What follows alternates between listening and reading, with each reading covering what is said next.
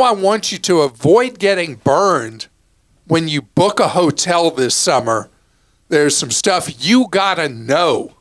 So a lot of people book hotels totally unrelated to air travel. You're on the road. You're driving somewhere. Most trips this summer are by car, not by air. And so when you book a hotel, whether it's after you've landed from a plane or driving somewhere, there's something that was out in the marketplace last summer, and I didn't like it, and now it's everywhere. Hotel rooms being offered non-refundable, non-changeable. Don't do it. Don't do it. Because with the hotel thing, life happens. And you book a hotel and you later can't go, or you miss the opportunity to reshop and find a better deal.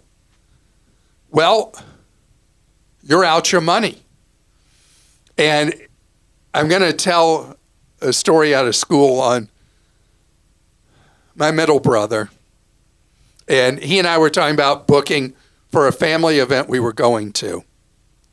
And he found a deal that he was saving just a little bit of money booking non-refundable. And I said, don't do that. Don't do that. It's not worth the savings you're getting. And as luck would have it, the family event we were going to was canceled. Did I ever say I told you so? I am right now. You don't sound like you were very sad about it being canceled. No. I mean, this is a couple of years now, so I can just laugh about it. Okay. But I am saying I told you so. I mean, now. with a smile, as luck would have it. Yeah. So anyway, as unlucky would have it, the family event gets canceled, and my brother's money gets canceled on him for a room he doesn't get to use. But that's just one example. The thing with the non-refundable hotels is the hotels are like, hey, it's working for the airlines. Why wouldn't it work for us? But how does it work at the airlines? Unless you buy one of those yucky, awful, basic economy tickets they're like buying a ticket to a concert. You use it or you lose it. Except with the concert, you can sell the ticket in the secondary market to someone else. You can't sell that basic economy ticket to someone else when you can't go. You just lose the money. So with hotels, they basically adopted the basic economy airline model, where most people buy an airline ticket that you can't get a refund, but you can change your date without any penalty. The hotels are doing, though, pretty much blanket the basic economy thing. You book that hotel, you save that little bit of money by making it non-refundable, and then you're stuck. You miss my nirvana, which is being able to reshop my hotel a week or so out, where I almost always get a lower price for my stay than I originally booked. You miss that for that puny little savings you're getting with that non-refundable. Nirvana. Well, I don't know. Is that not an appropriate term? I guess it is for you. Strong? How you feel? Nirvana, No. wallet, whatever. Your greatest joy? Greatest joy, yeah. Saving money. Anyway. It's time to reshop my hotel room. I mean, that's the great thing about you. You're so Yay! easy to please. Like, there, it doesn't take much. I make the mundane exciting and the exciting mundane. You do. Yeah. Thinking about Lane and I, my wife and I were on this great trip to England last August. And we're right near Buckingham Palace. And she's saying, look at this, look at that. And then I see a car I haven't seen before. And all I'm doing is looking at the car and taking a picture of the car and all that. And she's like, no. You're supposed to be looking over here at these beautiful gardens and the palace behind them. No, I can make anything exciting dull and make anything dull exciting. That's just who I am. All right, now this is not exciting, and pay attention to this, and this is bad, ugly. Here's the other thing with hotels. Google is having a big problem, and I'm not talking about all the antitrust lawsuits they keep losing. Criminals and con artists have cracked the code on busting Google search results.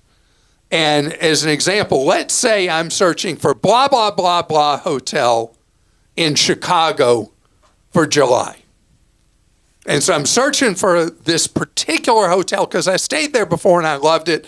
And I do a Google search for it. And then I see the results and I think I'm looking at the hotel's own website and I click on it to book that hotel. Well, bad news for you and me. You look at those results, one after another, after another, after another, are phony baloney crooks. So you click to book that hotel, and what you're getting is you're getting usually some terrible, sleazy third party that came up with a website that looks like that hotel, and you book, and they may actually book a room for you, but at a cost that could be 50% higher, twice as expensive, whatever, than what it would actually be if you had gone to the actual real website of that hotel. I've talked before about not trusting Google searches for customer no service numbers. I mean, you get customer no service just fine when you call the real number. Don't complicate it by calling a fake one. So Google searches are really something that is no longer applicable when you're trying to find an organization, or in this case, we're talking about right now, a hotel. What should you be doing? When you're trying to go somewhere, you want to go, in a hotel case, you want to go to the chain itself. And then you can click on the individual location you're interested in, click next on their own website for that hotel, and then you're getting somewhere. You're getting the real thing. But when you use a Google search, you're just asking for it. With an airline, car rental, hotel, any big company, you go to their website, their main website, and then try to find where they've hidden how you actually contact somebody there. But do not do a Google search unless you want trouble in your life. Google is no longer, I mean, it's a reputable company, but their search data no longer is effective or actually something you can trust. And that's a problem for Google, but more important, it's a problem for you and for me.